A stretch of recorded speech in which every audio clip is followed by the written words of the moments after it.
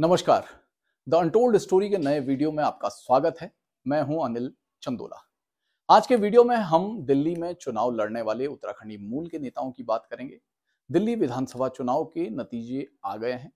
इन चुनावों में भारतीय जनता पार्टी ने 27 साल बाद सत्ता में वापसी की है। वहीं अरविंद केजरीवाल और मनीष सिसोदिया समेत कई बड़े नेताओं को हार झेलनी पड़ी है। दिल्ली विधानसभा चुनाव में उत्तराखंड के 8 नेता भी चुनाव मैदान में थे। आइए जानते हैं कि सीट से किसने चुनाव लड़ा और क्या नतीजे रहे। इससे पहले कि हम उत्तराखंडी मूल के प्रत्याशियों का चुनाव परिणाम देखें, आपको बताएं कि दिल्ली में उत्तराखंड के लोग बड़ी तादाद में रहते हैं। यहाँ करीब 18 लाख से ज्यादा उत्तराखंड मूल के वोटर हैं।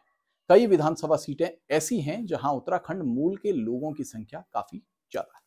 विशेषकर नई दिल्ली, आर के पुरम, तीमारपुर, कस्तूरबा नगर, बदरपुर, संगम विहार, देवली, पालम, द्वारका, किराड़ी, बुराड़ी, घोंडा, करावल नगर और पटपड़गंज में उत्तराखंड मूल के लोग बड़ी संख्या में रहते हैं।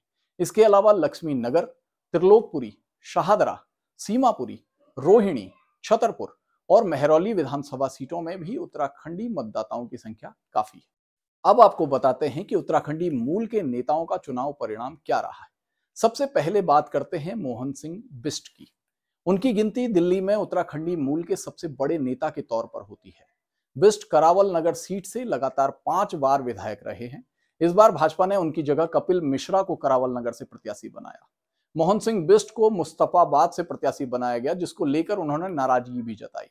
बाद में भाजपा के राष्ट्रीय अध्यक्ष जेपी नड्डा के मनाने के बाद उन्होंने मुस्तफाबाद से चुनाव लड़ा और यहां से भी जीत हासिल कर लगातार 6वीं बार विधानसभा पहुंचने का रिकॉर्ड बनाया है। मोहन सिंह बिष्ट ने आम आदमी पार्टी के अदील अहमद खान को 17,578 वोटों के बड़े अंतर से शिकस्त दी। भाजपा ने विनोदनगर के मौजूदा पार्षद रविंद्र सिंह नेगी को बहुत ही महत्वपूर्ण सीट पटपड़गंज से प्रत्याशी बनाया।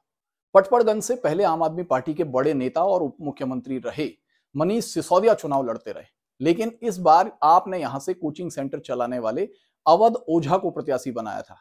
कांग्रेस ने भी इस सीट पर पूरा जोर लगाया था और पूर्व विधायक और अपने प्रदेश अध्यक्ष अनिल चौधरी को प्रत्याशी बनाकर उतारा था। हालांकि रविंद्र सिंह नेगी ने शानदार प्रदर्शन करते हुए 28,072 वोटों के अंतर से बड़ी जीत हासिल की। रविंद्र सिंह नेगी उस समय अचानक से चर्चा में आ गए थे जब एक जनसभा के दौरान प्रधानमंत्री नरेंद्र मोदी ने मंच पर 3 बार उनके पैर छुए थे। वो बागेश्वर के रहने वाले हैं, जिनके प्रति पीएम मोदी की अगाध आस्था है।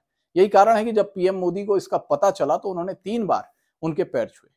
कांग्रेस ने हरिनगर से उत्तराखंड मूल के प्रेम बल्लभ को प्रत्याशी बनाकर मैदान में उतारा था।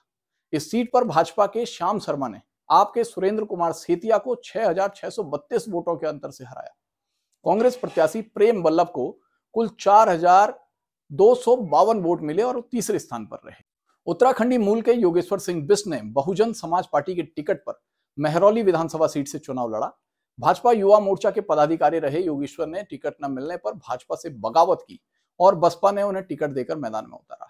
हालांकि वो 5वें स्थान पर रहे और उन्हें नोटा से भी कम केवल 778 वोट मिले। इसी सीट पर एक और उत्तराखंडी महावीर सिंह नेगी ने भी मातृभूमि सेवा पार्टी के प्रत्याशी के तौर पर चुनाव लड़ा और वो 6ठे स्थान पर रहे। उन्हें केवल 181 वोट मिले। इसके अलावा करावल नगर सीट से अजय सिंह नेगी निर्दलीय प्रत्याशी के तौर पर मैदान में उतरे। वो इस सीट पर 5वें स्थान पर रहे और उन्हें कुल 1006 वोट मिले। हालांकि वो नोटा से ज्यादा वोट लाने में कामयाब रहे। संगम विहार से सुधीर नेगी ने भी निर्दलीय प्रत्याशी के तौर पर चुनाव लड़ा। वो इस सीट पर 6ठे स्थान पर रहे और उन्हें नोटा से भी कम कुल 143 वोटों से ही संतोष करना पड़ा। देवली सीट से उत्तराखंडी मूल के बचन राम ने भी ताल ठोकी थी। वो इस सीट पर 6ठे स्थान पर रहे और उन्हें नोटा से भी कम कुल 947 वोट मिले।